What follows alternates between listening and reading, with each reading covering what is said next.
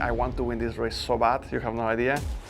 We're going green in the Coca-Cola 600. Sometimes you're a spotter, sometimes you're a therapist. Tire, coming to you. Have another loose wheel. Just like we're just chasing ghosts. Keep fighting, man. We're going for it right here. Okay, right side tires. All the way, all the way, all the way. Drag race off pit road. Suarez is gone. Race is official. Let's go.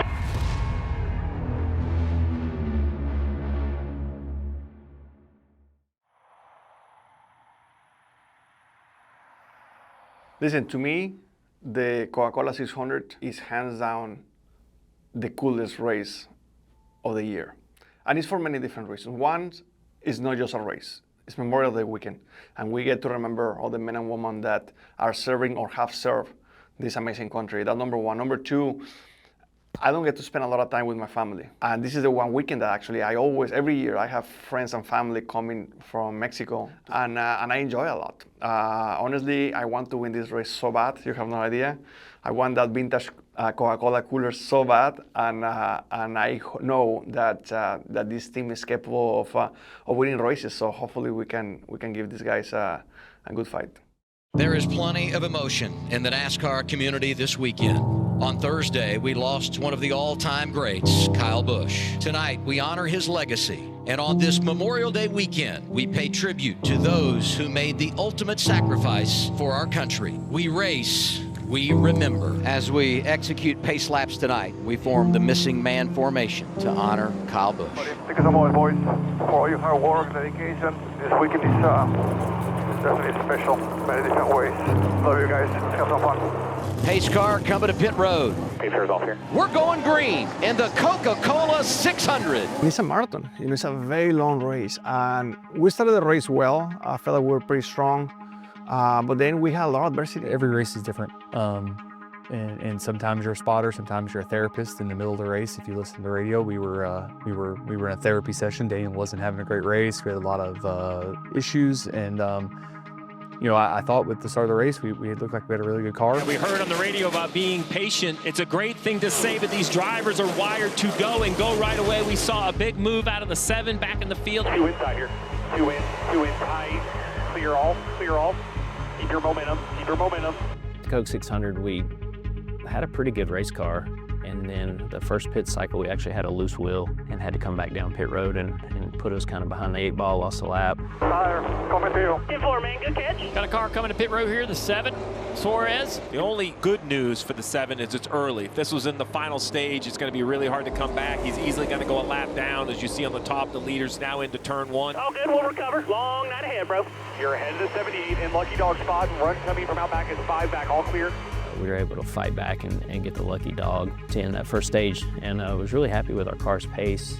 I knew we had a good race car at that moment. Pace car is in as we begin our second stage. So many red, white, blue cars. It was hard to tell who's who, but that was Daniel Suarez. Had the problems, unscheduled pit stop, got a lap down. He's right in the game. After that, we picked up like a weird noise/vibration in the rear of the car, which made Daniel to believe that he had several more loose wheels. Something have a tire going down. Coming to you. Have another loose wheel. Something is wearing the back. We had a loose wheel, and then we had an issue with a tire, and then I thought that we had an issue with another wheel, and then ended up being something with the transaxle. I mean, we just had everything, and sometimes it's hard to recover from these things. Momentum lap. 5 more laps. We are 1 lap down. Just making it into this stage. It felt like for the first half of the race, like we weren't on. Thought we had some speed, but we kept screwing it up for maybe like 80 laps there. It's just like we're just chasing ghosts. We pretty much had to fight the rest of the race to get back on the lead lap. Suarez not giving up despite the problems they've had. It'll be our turn to get the dog now here. You're P21. Keep fighting, man. We're going to make a day out of it. Stage 4 in the Coke 600. It's very, very difficult to recover when you make so many mistakes like this. Luckily, the car was fast enough that we were able to recover these things. Looking at that radar right there, it's hard to tell if it's going to go just a bit north of the racetrack. Have you felt any more drop strength? No, sir. It was such an up and down day. The outcome that came did not seem like that was going to happen with where we were. Eventually, when we got into the lead lap, we're going to have a lot of laps left. And there's a caution. 48 to go. Our 10th caution of the night for weather. Honestly, when the caution came out right there, my initial thought was, let's not get greedy. We've got back on the lead lap. Let's have a good points day and just kind of get out of here with a decent finish. At the end of the race, I really didn't know what we had. I thought we were good. We got back on the lead lap just to salvage some kind of day. Even just a mediocre, like really hard-working day to get to a top 15 maybe. I said 10 away on pit road and Sparks said 2 tires. I had no inclination there was even a chance at 2 tires. As I looked into some of the data and some of the other guys, what they did, the strategy or the pit cycle before, there was a lot of cars that took rights. So I knew they weren't going to double stint rights, but I did think there was 2 or 3 guys ahead of us that were able to take 2 tires. So honestly thought other guys would do that, but you know, I was really unsure until we hit pit road. Ryan and the team did an amazing job gambling with right side tires or left side tires. They already had roughly 10 to 15 laps. Pit road open, money stop here, 45 laps to go. 10 away here. Jeff sits on our pit box and I kind of looked over at him and smiled and I'm like, hey, we're going for it right here. Okay, right side tires, 4, 3, turn in, right side. Be ready. Dig, hard, dig, all the way. And a drag race off pit road that was almost 4 wide. Suarez, 2 tires, plus 13. When we come off pit road and we had the lead, I have an iPad up and I picked up the weather map. And so I hit the weather map and I was like, we're gonna get some rain. Like, I don't know when it's gonna come and I don't think it's gonna be here the whole time. But I was like, we need to execute 1 restart, get in the lead, and if we can make it to this rain, maybe it makes it to the next one. If the race was going the full distance, it was going to be very tough for us to win the race. So we're trying to play the weather strategy and just hold them for long enough. And the guys that did this earlier on this amount of tires were able to maintain. I freed you up just a little bit for the right side tires. Clean air's king. All you got. Love it. Love it. Good job. It's over 40 laps to go, right? Who knows? Put yourself in a position to roll the dice. What a play for Suarez. And it just worked out perfect for us. You know, we had 2 amazing restarts.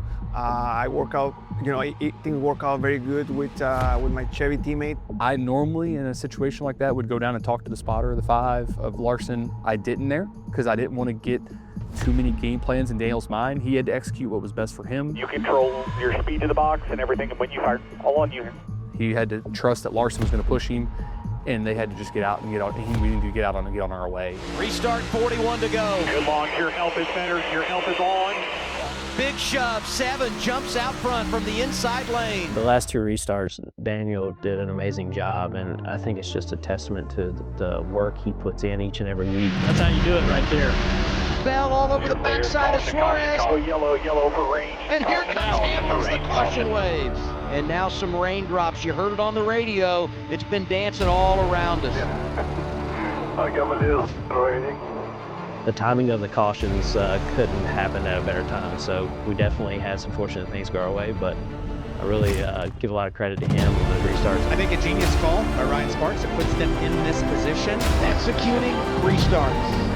So key in this place. The fact that I was just clear from the outside lane getting to corner 1, that was crucial because if I was side by side, I was going to get beat. See, they had more grip than us, but the launch was crucial, and we did that twice. Suarez in charge. Going to be 31 to go. 2 for 2 on executing those restarts to 7 and 5. Suarez is gone. Once Daniel launched, we got the execution, and our job was just to block, and we lost races by making the long blocks in the past, and so this one we didn't. We put all the right blocks together. Suarez doing a great job of playing defense.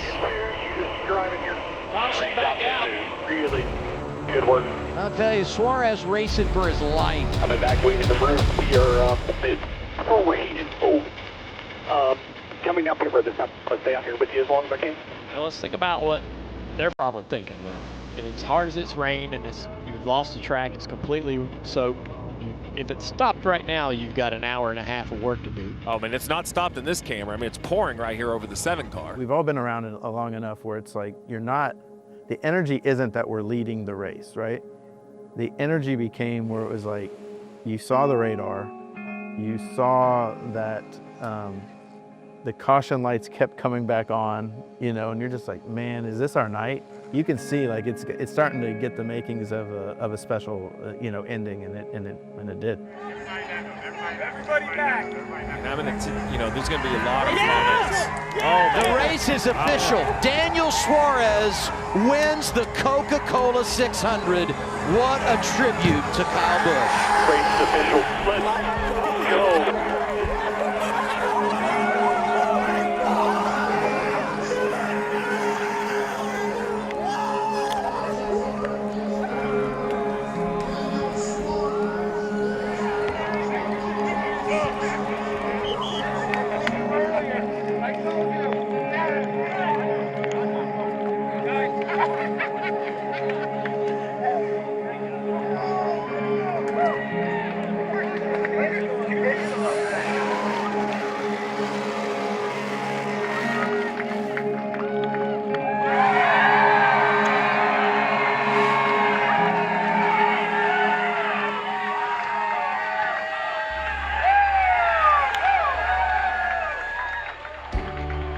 Nothing happens by luck. There was intention in all these decisions, in the right side tire strategy, in the restarts, we make good decisions, and we took the win from some of the fastest cars. It wasn't an accident that it happened. We were prepared for the moment, which I'm super proud of. But I mean, Daniel had to fend off the best.